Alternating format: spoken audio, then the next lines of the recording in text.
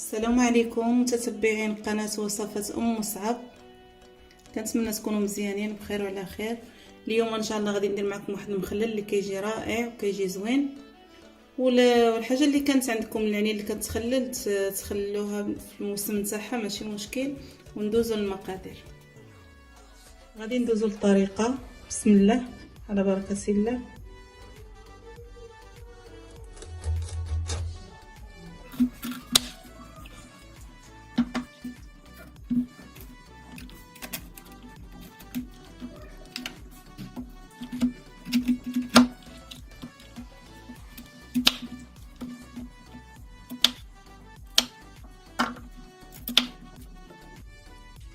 بالنسبه اللي كيعجبهم مخلل اي حاجه عندكم بغيتو تخلوها تخلوها كل موسم تاعها استغلوا الوقت.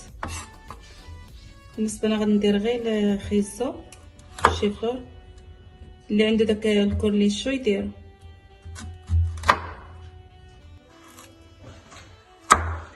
بالنسبه للخيزو كنقطعها هكا عشوائيه كما قطعتوها.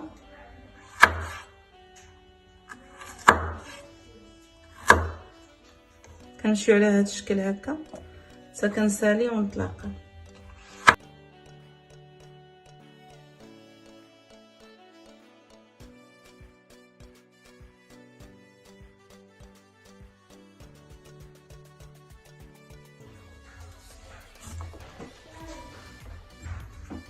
بالنسبه اللي كيعجبو الحامض يدير حتى الحامض.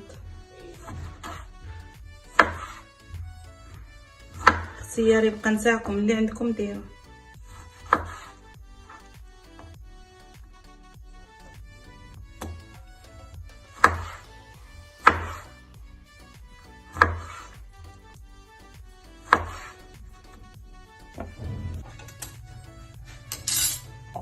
غادي ندوزو للتعمار.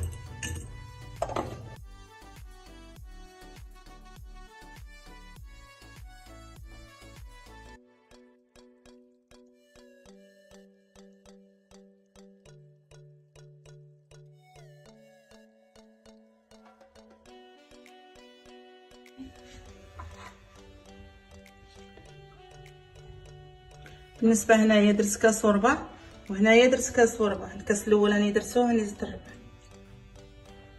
بالنسبه للملحه على حسب الذوق نتاعكم. كاين اللي كيبغي الملح بزاف كاين اللي كيبغي وراه ضروري خصو الملح.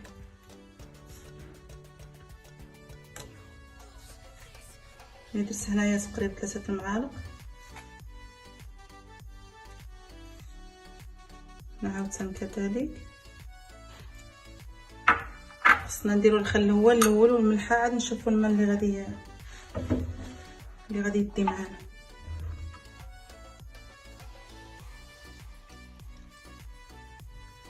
بالنسبه للماء بلا عبار. وهو المخلل نتاعنا بعد ما ساليناه. تاكلوه بالصحه والعافيه. وشاركوا معايا في القناه وديروا لي بصيمه ومن القناه الفيديو الجاي.